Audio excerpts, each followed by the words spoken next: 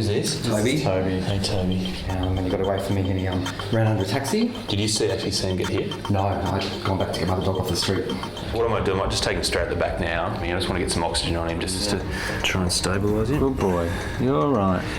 The one thing that can be a problem for them is in the impact they can tear a blood vessel in their lungs, and if they bleed into that, then obviously they can't breathe through blood, and that can be a real problem. So just received a call to a dog that's been hit by a car. I don't know too many details, but apparently it's in a bad way. It's bleeding from its legs and its feet, and we're just getting there as soon as we can.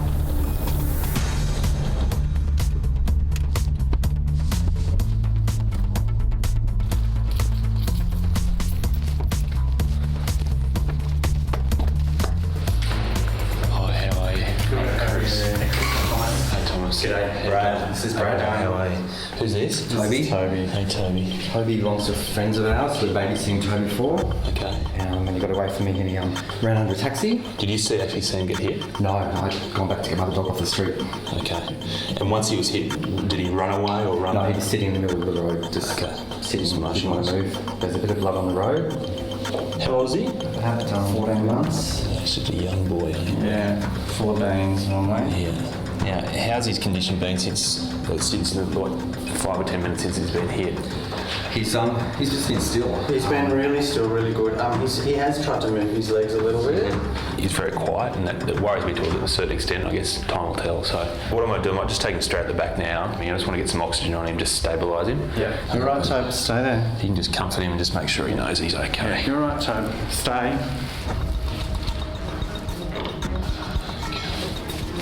Just give him a few little pats and let him know he's okay. Very good, Toby. He's shaken. But he's not our dog, he's a friend of ours. So, and the friends are on holidays over the Sundays and coming back tomorrow.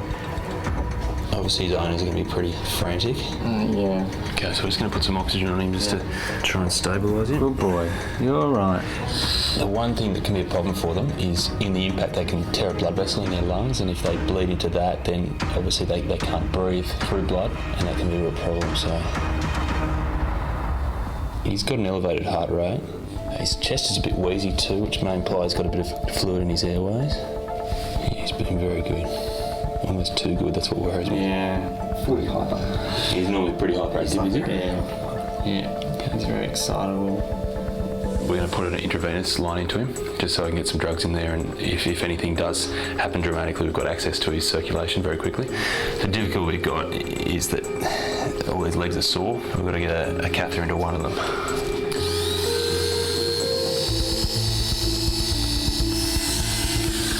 You might be wondering why I haven't done anything about the legs or paid that much attention. It's just we're trying to stabilise the internal workings at the moment. All right, stay still.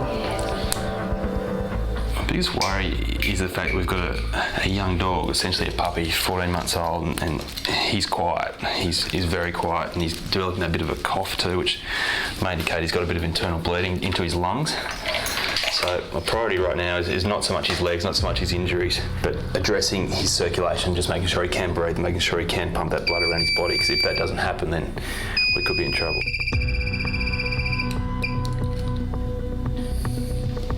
You just put your thumb there, taking that'd be great. That's good. Good boy, Toby. Well done, Tobe. Toby, just let us do the stressing, all right? You just relax there. All right, so he's getting some fluid through there now, so that's going to help his blood pressure and his circulation. All right, so what I'm going to do, I'm going to give him something for pain relief straight away, which will help to relax him. Also, something that's going to help him with the shock, because shock and pain are two things that are making him stress and also breathe up a little bit. The more he breathes, the more he needs oxygen, and right now oxygen is at a bit of a premium for him. Just by looking at where the impact has hit, it's hit a very fragile part of the bones, and there's not much of him, and that's part of him being a young puppy too. It helps them in the way they tend to bounce when they hit, but at the same time, he doesn't have much muscle around them to protect him. The weird thing is that they're typically okay for the first few minutes while all the adrenaline's pumping, and they almost don't really notice the pain. It's only when they start to settle down and what's just happened really dawns on them, and that's what I think we're going through at the moment with that sudden... It's starting to shake now. Yeah, he hasn't been shaking at all. Yeah. So this will just help him with the shock. Just be a little bit more comfortable now.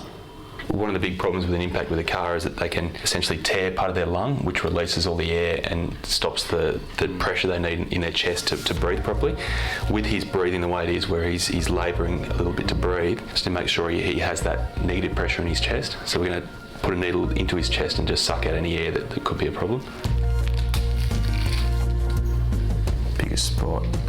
Needle down between it, like that. See how we're getting air sucking through there? So he's actually got air between his lungs and his chest wall. That's why he's having trouble breathing. So he's actually got a pneumothorax. That's a bad thing. A pneumothorax can get serious real quick, really quick. The leak would be coming from a very small tear in the lung. Now, the important thing here is that usually the swelling and a little blood clot there will mend that gap. If that happens, we're sweet. If not, we could be in trouble. So what I do is essentially put in a valve here where we can suck the air out, because the air between the lungs and the chest wall is space that those lungs can't inflate to. We're essentially doing what we did before, but we're going to suck, and we're hopefully not going to get much air out of here. So 6 mils, a bit of blood as well. So every syringe full of air that we get out of this chest is another lot of air that he can actually breathe in. So this is good if we get this air out now. Good boy. This is going to be tricky, but we're going to have to roll him over because we need to have access to his other side, the other side of his chest. You're right, This is going to hurt Toby, so just stick with me, mate, all right? I'm just going to support his weight as a whole. Sorry, mate. And we're just going to roll him. Good boy. Good boy. Good work, Toby. Brave boy. Good boy. If we just get that oxygen on. Hang in there, buddy. He's obviously got two sides of his chest, two lungs, and if we clear one, the problem is the other one can be just as badly affected, if not worse. And also by switching him over, you rotate the blood supply to the lungs and just help him to absorb that oxygen. All right, mate, 1, 2, 3, here we go. So this is what we want on the other lung. See how we're not, we're not getting any air there. So finally a piece of good news. We're just going to see if we can get something off that. His SpO2, the big number, the 100, is showing that his blood is actually quite oxygenated, so that's a good thing. So that air we sucked out of his lungs is having an impact. The problem is that it's like having a tyre with a slow leak. You can get the air continually leaking out, so while it might be good now, it could actually turn bad fairly quickly. So we need to watch that number. So we're going to get the X-ray machine warmed up, so we can take some shots there. Oh, you're a good boy, Toby. Good boy, Tobes. Oh, I'm feeling pretty grim. The thought of actually having to make a phone call and say, you know, that dog that you love, that you entrusted to us.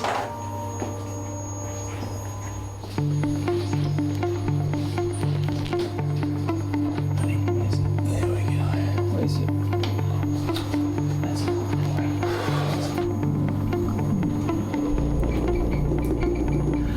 X-ray. Right.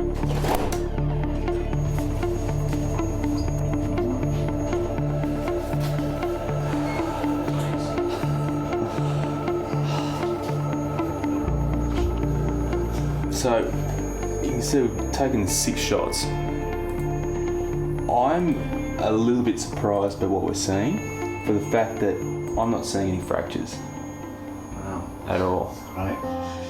He may have ligament sprains, may have ligament tears in his knees, or even may have torn some of the supportive structures of his pelvis. But I've done everything I can to find a fracture there, and there isn't one. He must be the luckiest dog in Surrey Hills, I reckon. Yeah, you could convince me that's a different dog. You're one lucky puppy.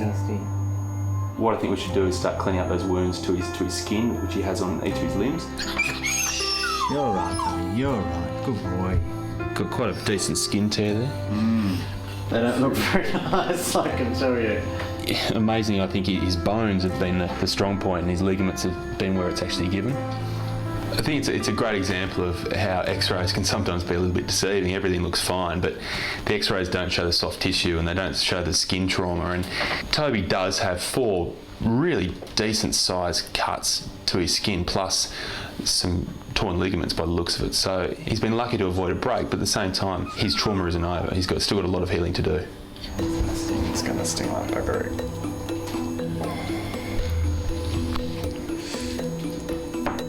if you had to really name one injury that's really bothering him, it's this right knee and this right leg. He's got a severe laceration on his ankle of his right leg, and if I could guess, that's where he's taking the brunt of the impact, on that right leg.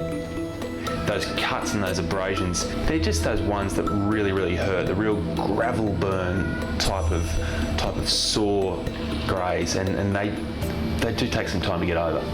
Did you want to call his owners? Zoe. Yeah, Zoe. Do you know what you need to say? No. I'd use bumped rather than hit. So it's Thomas. Just want to let you know, we're at the vet at the moment with Toby. We've been here for a couple of hours. He had a bit of a run-in with a taxi.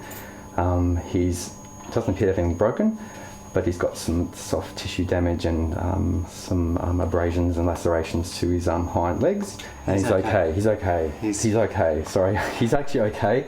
That's the main thing. Anyway, call me. That went well. That's right. Yeah. It's a hard one to Just make. need to weigh the good with the bad. Yeah, exactly. I feel for Toby, but I also feel for Thomas and Brad. That's just the nightmare situation for a dog sitter. I mean, does it get any worse? And they've panicked. They've done the right thing. They've got in here straight away. But for a while, it didn't look good. What we might do is try to put some local around those wounds with the hope of getting a few stitches in there. Just if we can close up some of those gaps, yet still leave a bit of a hole for some air to get in, I think that's going to be the perfect scenario. Toby. Good boy, Toby. Good boy. Yay. You're all right. Good done. Good boy. Good. It's over. Well done. So we might try and stitch these wounds. We'll see how we go. If it is stressing him out too much, then we're obviously not going to do any more than we need to. He will want to move around, but hopefully with that local anaesthetic we've already put in there, he shouldn't feel a lot of it. He'll feel a little bit, but not too much. Gotta stay still. Stay still. Good boy. Oh, good boy, Tobe. When you do get close to these wounds, you start to see why Toby is so sore. They're almost the worst kind of injury. They're not like a slice or a graze. They're sort of in between. They're a really serious, deep abrasion that's really torn the skin. So they're sore. They're really sore and also at risk of infection too. So we have to be very careful about how we manage them. There is one final thing we do need to test before I guess we can relax, and that's to make sure that pneumothorax, that air in his chest cavity that shouldn't be there, that I guess punctured lung, we need to make sure that is resolving, because I guess I'm not going to sleep very well and he's going to be at risk of really going backwards quickly. Good boy.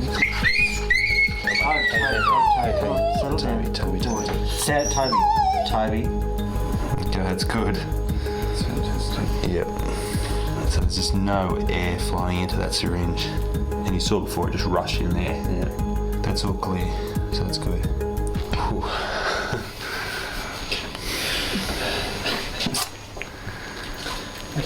Yeah, I think it's deep breaths all around. I wasn't sure when we walked in here how we'd be leaving, so... So I guess the big thing that I'll be checking on during the night is to make sure he's breathing normally. There is still a chance that pneumothorax could recur during the night. It's unlikely, and that's why we'll keep on checking it. But the big worry, I guess, for the next few days is that right leg, in particular that right knee. It's sore. It could be a quick fix. It could be something that'll just resolve over a few days, or it could be something that's going to take an operation and even a few weeks or months. But we'll see. But he's lucky. And so are you guys. Might be a while before we say yes to say to dog sitting again. Next weekend? Do it again next weekend? Do you need a reference to say that, even though he did get hit by a taxi, once that happened, you guys were very good. Good. Even though Toby's made really great progress and we've all been able to almost have a laugh at his expense, the battle isn't over. He does have a tough night ahead of him, getting through his injuries, dealing with the pain, and also making sure that pneumothorax, that punctured lung, doesn't reform. If he can do that, then it looks good. If not, then things could be very challenging tomorrow.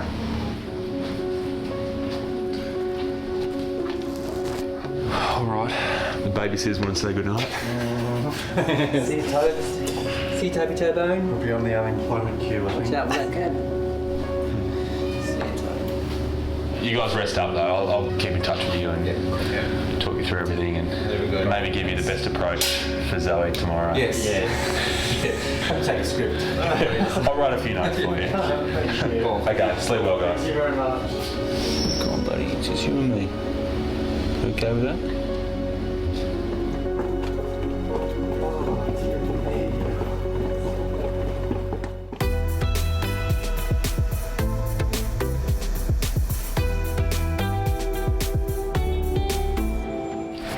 Toby, quiet. You alright, buddy? Your mum's flying all the way back from Hamilton Island for you.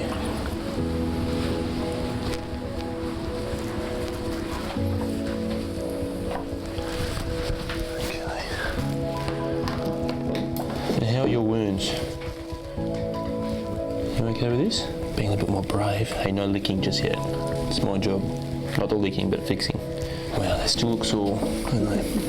He actually looks a lot better than last night. He just seems more settled, more in control of his own condition. I think that the comforting thing for me is the fact that you don't notice his breathing.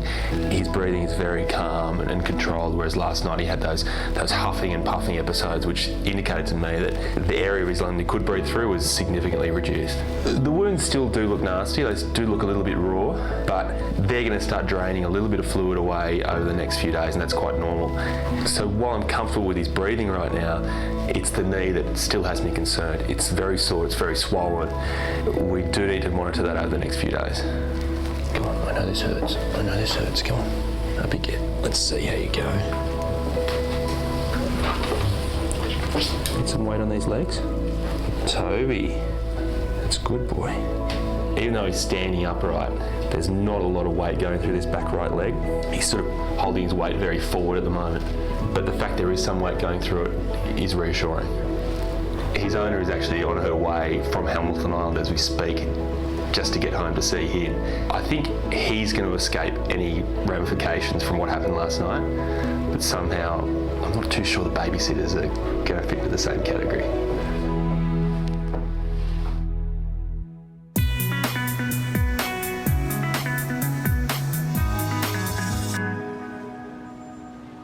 Seems like a different dog now has got your back, doesn't it? Yeah.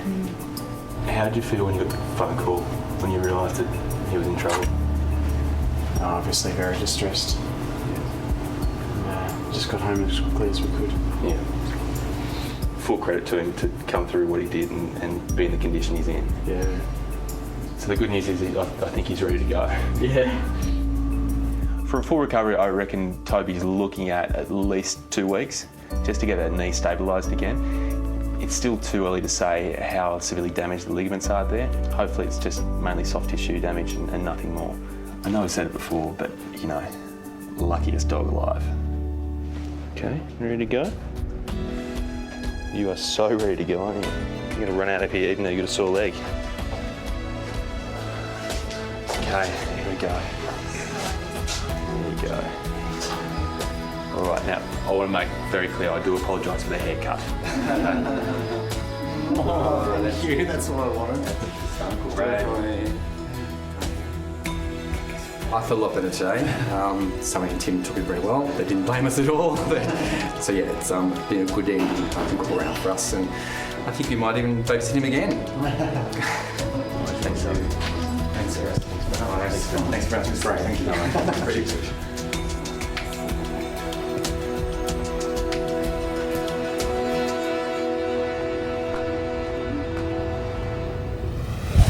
Does your favourite vet have what it takes to be a star on Bondi Vet? We're looking for the best vets from around the globe to join our team. Let us know at bondivet.com and you could win an incredible once-in-a-lifetime holiday to Bondi Beach. Stay in luxury accommodation overlooking the iconic beach and meet the stars of the series. To enter, tell us in 50 words or less why you think your vet should join the Bondi Vet team. Enter now at bondivet.com. Hi, I'm Dr. Danny. If you enjoyed this video, then please remember to subscribe to the Bondi Vet YouTube channel. Click on the screen now to continue watching more great content.